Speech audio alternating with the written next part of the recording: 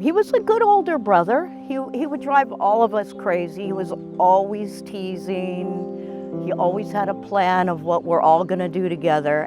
The five of us really were close growing up and still are close. We were living just below Pihonua, below the camp, in a house. And so Boiling Pots was kind of down the street, across the street.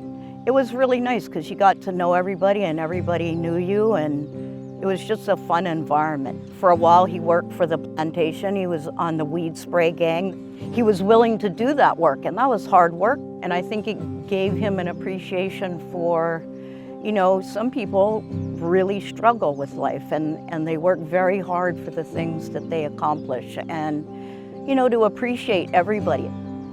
There's this howler guy named Kirk Caldwell in 1973 working at Ola Sugar Company. It's about as unusual as anything you can imagine. You have to understand the respect you have for a person not only willing to do that, to be the kind of person to do that. So that's how you get to know a person. You know him as a kid from Hilo. You know him as a young man that worked at a plantation. You know in regards to what it takes to go out there and work with the locals, and mix in with them. You know what it means for him to say, I love public service, and the reason why. When Kirk was mayor, our relationship was, you know, I would describe it as productive, open, and very respectful. I don't know if people realize that if it wasn't for what Kirk did with the homeless, because if you have no place to put the homeless, then you can't do any type of enforcement. You can't do anything with the homeless.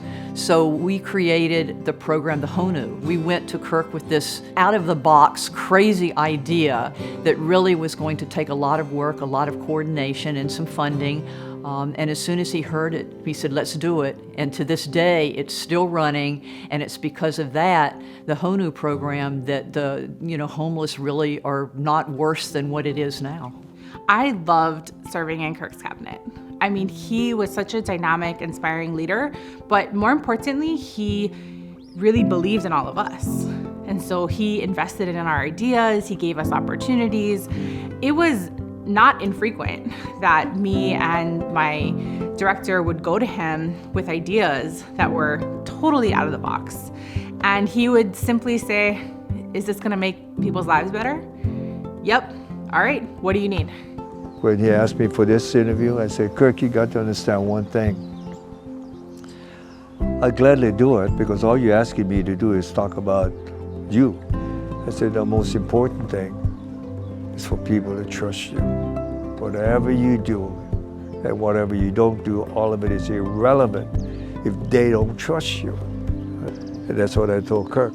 And I felt he really understood that. And I think that certainly for me and the people that I'm close to in my generation, I think more than anything, we're looking for somebody who's genuine, where there's true authenticity, someone who's willing to be vulnerable, someone who's willing to acknowledge when they're wrong.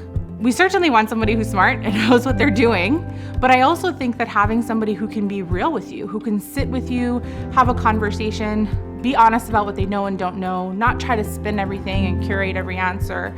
I think that those are the kinds of political leaders, certainly that I'm looking for, and certainly that I have seen in Kirk time and again. Well, he's really a nice guy, but of course he's my brother, and I'm gonna say that, but